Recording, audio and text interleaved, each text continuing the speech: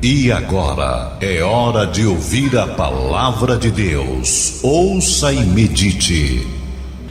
Eu quero meditar na palavra de Deus. Provérbios 22, versículo 4.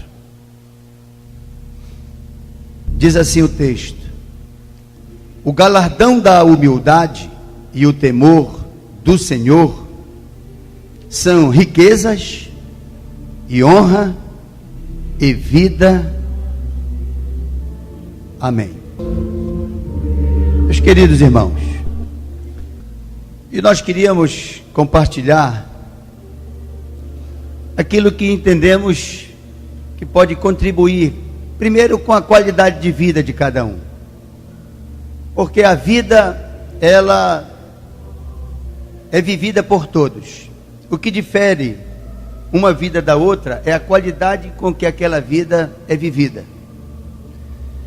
Então, o texto que acabamos de ler, e outros que vamos também mencionar, fala muito claramente desta palavra que nos edifica, que nos melhora por dentro e nos faz brilhar por fora, com relação ao reino de Deus, mas os reinos paralelos.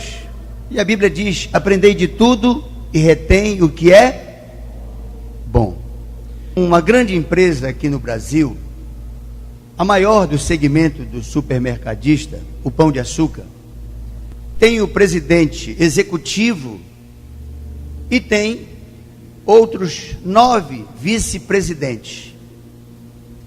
Esse conglomerado econômico, ele está crescendo. A cada dia ele compra uma nova rede de supermercado. Ele já se expandiu em todo o Brasil e há pretensões dele se expandir além do Brasil. Mas o presidente do conselho, um empresário famoso no Brasil inteiro, ele resolveu dar uma injeção de ânimo na sua equipe e mostrar que o crescimento, ele não precisa ter limites. O crescimento, ele tem que acontecer com consistência e com qualidade. E aí, ele planejou, programou e contratou um consultor de empresas, justamente para falar àqueles seus executivos que estão dando certo, que estão produzindo, que estão com um grau de eficiência e competência bastante destacado, com muito mérito. Mas ele entendeu que aqueles que estão produzindo os melhores resultados, esses precisam cada vez saber, conhecer mais. E aí ele contratou esse consultor, Jim Collins, e foi lá para os Estados Unidos, no Colorado, debaixo de uma serra vermelha, uma localidade muito apropriada, e ele levou consigo, ele como presidente do conselho, levou o presidente do grupo e outros 9 vice-presidentes, cada um deles responsável por uma área. Uns responsável pela compra, outro pela venda, outro pela gestão, outro pelo marketing, e assim vai. E eles passaram 2 dias ouvindo aquele homem falar da qualidade que se precisava ter para atingir resultados reais, não aparentes, resultados que eram de fato lucrativos e que capitalizavam a empresa para cada vez conquistar mais espaço, comprar novas redes, se expandir no Brasil modernamente, com todo o grau de eficiência, enfim. E ele começou a identificar cada um daqueles executivos e começou a avaliar se o perfil daquele executivo naquele setor estava realmente preparado para continuar a crescer ou se ele havia se esgotado. Se tudo que ele podia produzir já tinha chegado ao seu limite, e se o crescimento que ele poderia produzir para a empresa já estava no seu limite, ele teria que sair dali. Porque se ele não sai dali, o empreendimento ia estacionar, estagnar. Não é diferente no ministério. E aí ele começou, depois de um preenchimento de um questionário, identificar quem era quem. Determinado vice-presidente já demonstrou o potencial, mas a gente vê que ele ainda tem uma reserva de potencial, e ele pode continuar nesta área, e ele pode ainda produzir muito mais. E ele identificou que alguns precisavam mudar. O que era de recursos humanos poderia ir para gestão. E ele começou a fazer, na avaliação, nesses 2 dias, algumas sugestões de mudança. E o interessante, que para o coração da empresa, que é a gestão, ele estava com dúvida entre 4 dos vice-presidentes.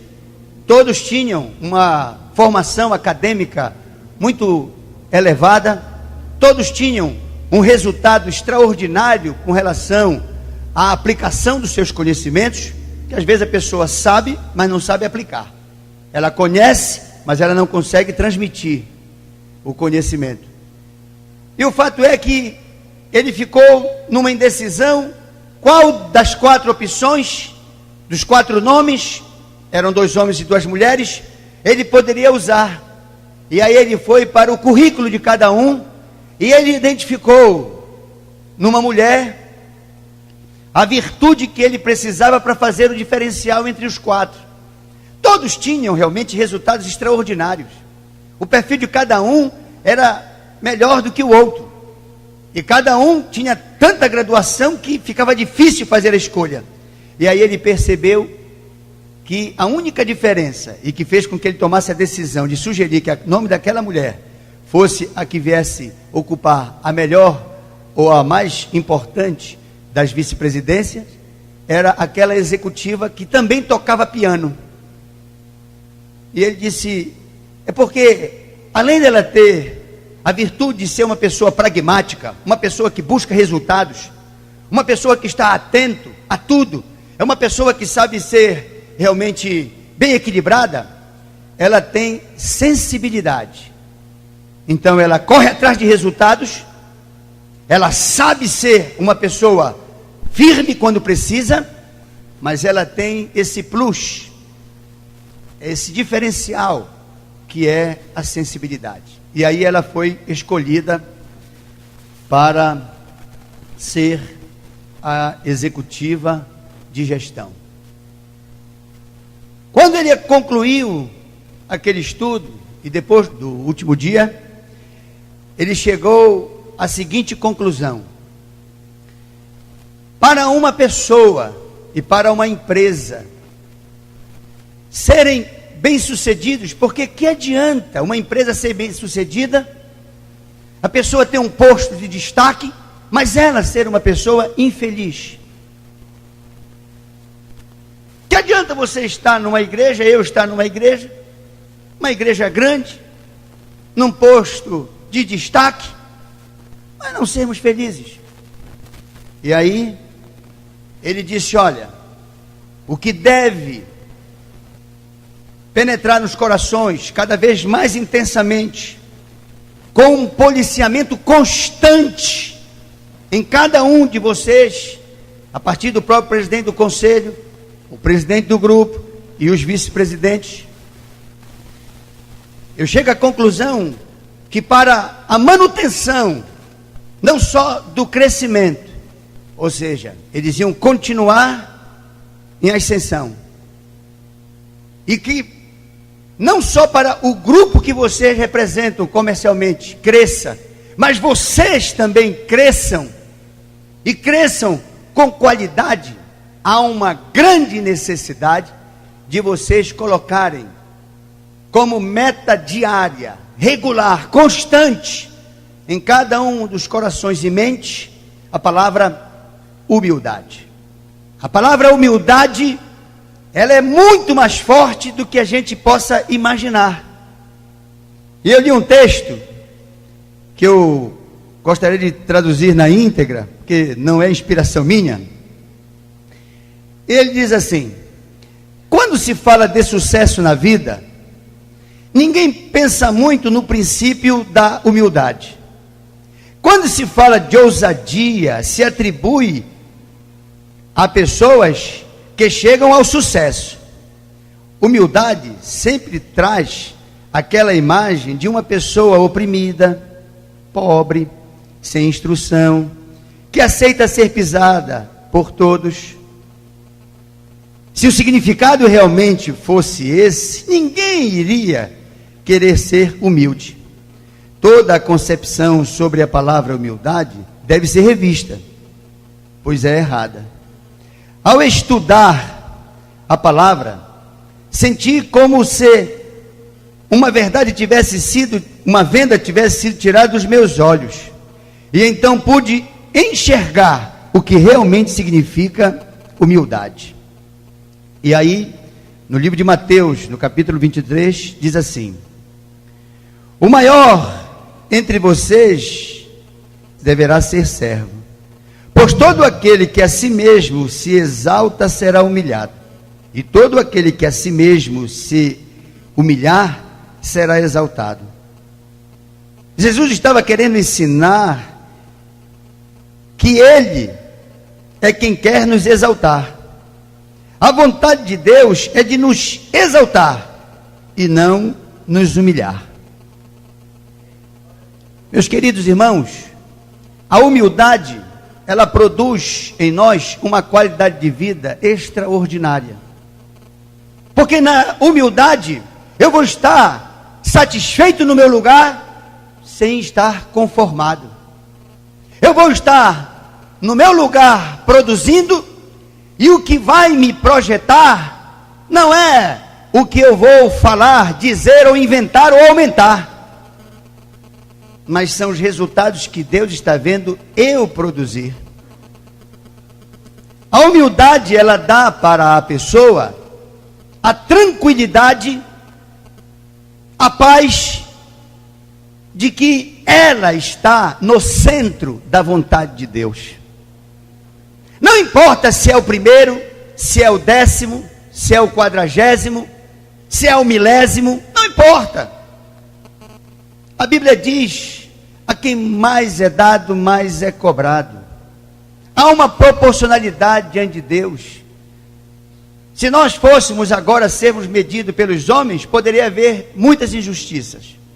Mas se nós fôssemos ser medidos aos olhos de Deus, iríamos ter muitas surpresas. A humildade, ela faz com que a pessoa não seja invejosa, não seja má, não seja falsa. A humildade, ela faz com que a pessoa perceba que ela tem como promotor da sua vida o Senhor Jesus. Ela sabe que os olhos fixos de Deus nela, a seu tempo, farão com que ela alcance, se for esta a vontade e o plano de Deus, a projeção da sua vida. Meus queridos irmãos, muitas das vezes nós fazemos algumas confusões com relação à humildade. Diz mais assim o texto: ser humilde não significa ser tímido, fraco ou derrotado. Podemos ser ousados enquanto lutamos contra as forças das trevas e ainda assim sermos humildes.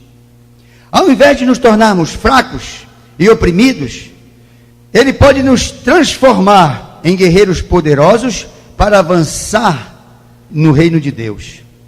E aí ele entra no versículo que acabamos de ler. Ele diz: o galardão da humildade e o temor do Senhor são riquezas, honra e vida. Que promessa incrível! O Senhor está dizendo que podemos adquirir vida, honra e riqueza através da humildade. A humildade dá força à ousadia. No plano de Deus, o humilde é a sua ferramenta mais hábil contra o inimigo. Não há de se ter uma igreja tão grande como a nossa, com a perspectiva de crescer ainda mais, sem que nos corações de cada um de nós seja também imprimido este sentimento, esta atitude constante e regular de humildade. Não importa quem é quem, o que importa é cada um de nós estarmos no nosso devido lugar. E quem monta esse mosaico de pessoas tão diferentes, de pessoas com virtudes tão distintas, quem monta esse mosaico é o dono do mosaico, é o nosso patrão, é o nosso Deus. É Ele quem nos monta, é Ele quem nos faz ficar aonde Ele quer que estejamos. Humildade é um estado de satisfação em qualquer circunstância. Às vezes nós temos que produzir o nosso melhor. Às vezes nós estamos no Getsemane, estamos sendo pressionados para produzir o que temos de melhor, e nem por isso temos que perder a consciência de que é Deus nos tratando, nos melhorando, nos aperfeiçoando, porque todos nós somos como diamantes, e cada dia Deus pode lapidar uma das nossas faces, para que, por qualquer ângulo que nos vejam o brilho de Deus na nossa vida. O diamante tem 57 faces, o melhor dos diamantes. Nós podemos brilhar com o valor do diamante se nós tivermos como motivação de vida a atitude da humildade. Às vezes, a humildade ela é refletida como se fosse uma coisa de uma pessoa menos favorecida, de uma pessoa que está passando por uma aflição terrível, tremenda, que tropeçou e caiu, e que tem uma aparência de uma pessoa que está necessitando de piedade, de generosidade. E quando a gente percebe, a humildade é exatamente aquela pessoa que atribui todos os seus bons feitos para o seu Deus criador e mantenedor da sua atuação. Quando Deus ele é de fato glorificado pelo pouco ou muito que fazemos, Ele se encarrega no seu tempo de fazer com que a nossa vida chegue aonde Ele quer que chegue. Então, como nós somos também uma igreja que crescemos, se preocupe apenas em semear, em se qualificar, em cada vez servir mais. E o Deus a quem servimos, Ele saberá aonde deve ou não nos colocar. Não basta eu querer estar em determinado lugar, havemos de ter essa estruturação do próprio Espírito Santo de Deus, para ir lá chegarmos, ou lá chegando, nós possamos não só produzir, como também desfrutar da posição em que Ele vai nos colocar. Aqueles executivos, eles chegaram no Brasil, vindos de lá do Colorado, com a seguinte consciência: não adianta eu ser um executivo com quase 100 mil funcionários no Brasil e eu não ter qualidade de vida. Que adianta eu ter tantas pessoas subordinadas a mim e eu não ter, com tanta coisa sob minha responsabilidade, a paz, a felicidade. Eles vieram de lá conscientes de que teriam que tratar todos muito bem. Não é porque ele é executivo que ele vai tratar um gerente, um subordinado, um auxiliar, um recém-contratado de forma arrogante ou prepotente. Não é porque somos pastores que achamos que os membros deverão ficar tratados de forma subserviente. Pelo contrário, a Bíblia diz: o maior é o que serve. Esta palavra, meus irmãos, ela se aplica a mim principalmente, quem sabe a cada um dos irmãos, porque nós estamos também na mesma situação, crescendo. A cada dia você se torna uma pessoa mais importante no seu ciclo de amizade. A cada dia, pelo seu grau de utilidade, você passa a ser uma pessoa mais destacada, mais honrada. E cada vez que temos mais honra, não deve aumentar a vaidade, a prepotência ou a arrogância, mas sim a vontade de continuar cada vez servindo mais. Porque é servindo que nós enraizamos a nossa raiz, aprofundamos a nossa raiz, para que então ela possa crescer e produzir cada vez mais frutos. Nós temos que viver uma vida consolada, confortada e jamais conformada. Não podemos nos conformar. O Deus a quem servimos, de quem somos instrumentos, Ele pode fazer cada vez mais através de nós. Não podemos inchar, não podemos nos ensoberbar, pelo contrário. A cada vez que a misericórdia de Deus decide nos usar, tanto mais a Deus devemos glorificar. Isso é importante porque eu vejo aqui todos numa grande ascensão. E para que continuemos com esse crescimento, com números que impactam não só o nosso estado, mas impactam o nosso Brasil, quem sabe até fora, a nossa responsabilidade aumenta. E quanto mais no temor do Senhor nós nos comportarmos, seguramente, mais Deus haverá de nos exaltar. E ele diz assim: bem-aventurados os humildes, pois eles receberão a terra por herança. Mateus 5:5. Ora, quem é o grande herdeiro de tudo, senão o humilde? É o humilde, justamente, o que vai comandar, governar, liderar, não por um momento, não por um período, mas sempre, cada um no nível que o próprio Deus colocar. Nós não temos aqui ninguém que é líder de si mesmo. Nós temos aqui pessoas que são extremamente importantes para aqueles a quem lideram, e não há nenhum de nós aqui que também não tenha um líder sobre si. Então, tanto nós somos líderes como somos liderados, tanto nós comandamos como somos comandados, e há um comandante supremo, que é ao fim e ao cabo, que é o que nos promove. É Deus quem nos vê agindo secretamente e publicamente nos abençoa. Você age lá na sua igreja, aparentemente o seu nome não tem destaque, mas nada passa sem o crivo de Deus identificar. Deus está vendo um por um, e cada um, e ao tempo dele, ele saberá guinchar aquele para o lugar que ele achar conveniente e produtivo. Humildade é dizer: assim quis o Senhor. Qualquer que seja a fase da sua vida, da minha vida, não importa se estamos no momento em que é hora de colheita, ou se estamos vivendo um momento que é hora de semeadura. Na semeadura, ninguém quer estar no nosso lugar.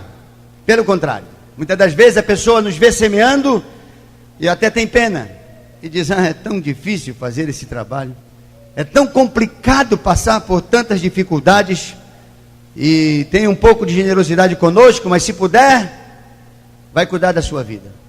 Mas quando chega na hora da colheita, aí nós nos orgulhamos da hora em que semeamos. É por isso que devemos dizer sempre: assim quis o Senhor. Se Ele quis assim, é porque Ele sabe me colocar no meu lugar. Não sou eu que me coloco no lugar que eu gostaria de estar. É Deus quem me coloca aonde Ele sabe que lá eu devo estar, não apenas para que eu me sinta uma pessoa superior, mas para que eu sinta a paz de estar no centro do seu plano. Então, o nosso Deus, que nos comissionou para esta extraordinária missão, Ele quer que tenhamos a consciência de que Ele não está dormindo, que Ele não está nos vendo trabalhar sem registrar. Deus, Ele registra aquilo que de bom fazemos em secreto e publicamente nos honra, mas Ele também quer nos tratar quando em secreto estamos a pecar.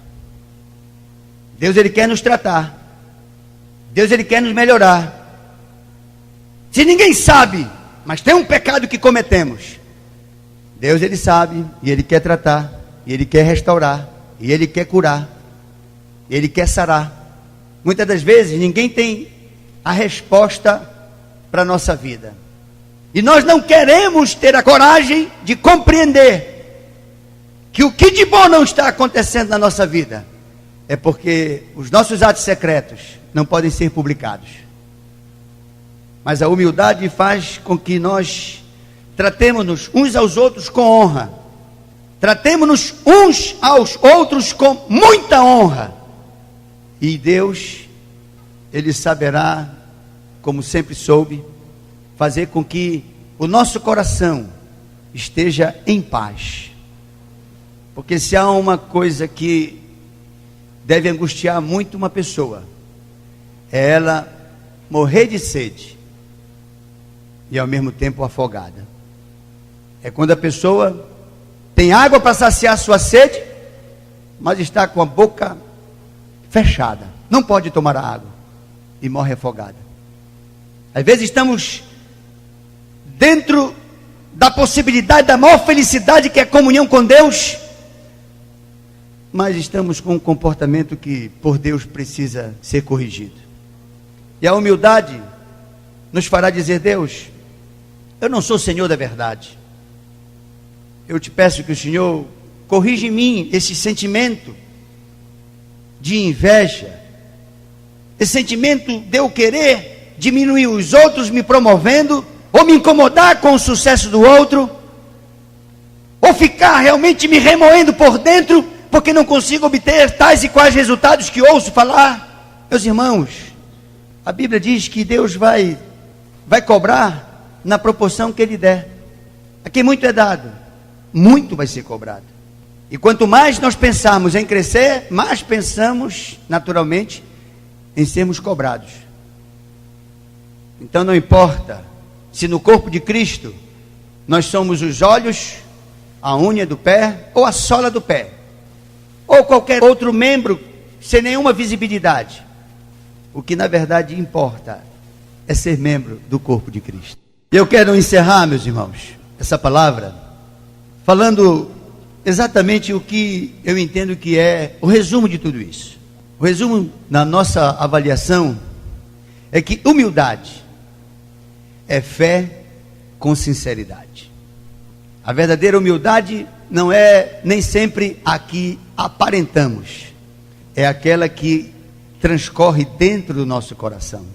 É você estar olhando para alguém a quem você admira sem desejar vê-lo diminuído.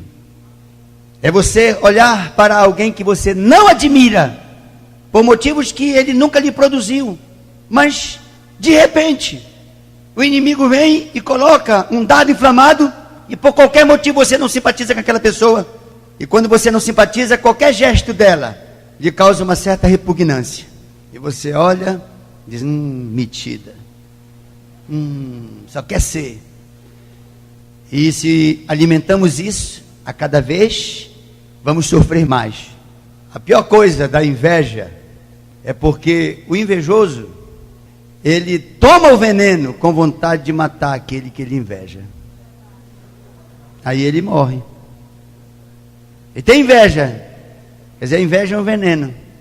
E a pessoa com inveja está se envenenando, mas o desejo dela, embora se envenenando, é que o outro seja morto.